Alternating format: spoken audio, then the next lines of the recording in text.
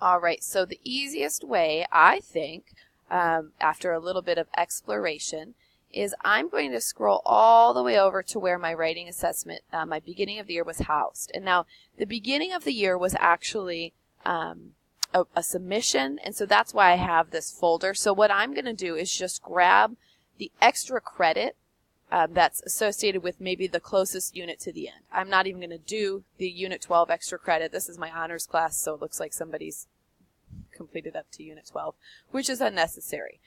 Anyway, so I'm going to edit this, and I can rename it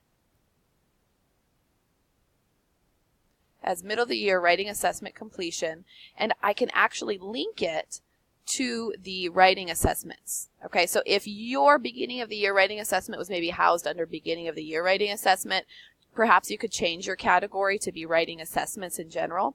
Then I can change the maximum number of points. It's bonus. I do want it to be in the final grade. You could add the rubric if you wanted to, but because they see that rubric in the online learning, I'm really not going to. So I'm going to save that, and it should just pop up right under my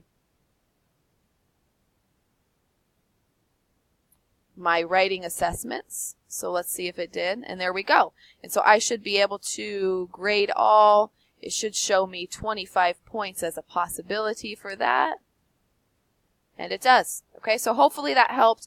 If you guys have any additional questions on how to set it up, let me know. But I think that is the easiest way to get this done. Have a good rest of your day, ladies.